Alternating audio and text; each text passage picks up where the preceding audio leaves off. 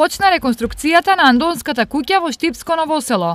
Репрезентативен примерок на македонската староградска архитектура. Во таа санација и адаптација влегуваат промена на кровната конструкција, промена на прозорите, на вратите, на подот, ставање на изолација во определени делови од градбата, симнување на малтерот, фугирање на деловите каде што се изградени со камен и реконструкција, односно конзервација на подните површини во самиот двор. Куќата на семејството Андонови е еден од најзначајните објекти во Ново село. Што е она што оваа куќа ја прави посебна?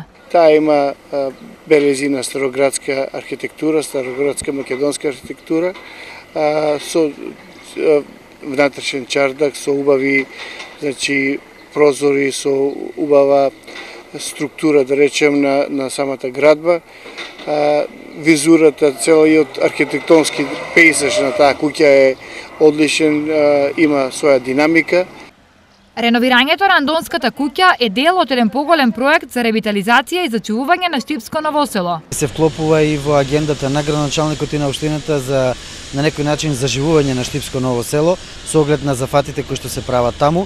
Андонската куќа подолго време беше оставена на забот на времето, руинирана, беше опасна за пешаците, а сега со отпочнувањето на активностите се отвора простор да биде прекрасно уредена и да служи на својата намена, а тоа да биде музеј на град Штип, на Ново село и на Македонија.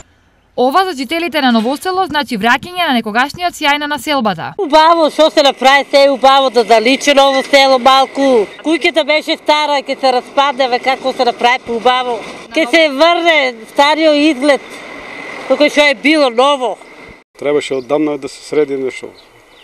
До сега ништо, јас сум тука 20-30 години, така се стои. Ништо не е направено. Сега, ако бидат сите куќи така убаво, ќе биде.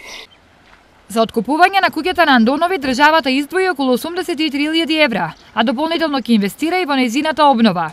Намерата е овде да се отвори музеј на восочни фигури на познати личности од Ново село. Ова е прва официјална одлука за подршка на проекти за реставрација на заштитно културно наследство.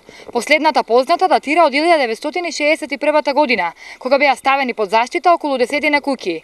Во една од нив од страна на музејот во Штип во 1960 година е извршена конзервација на таваницата и долапите во една соба.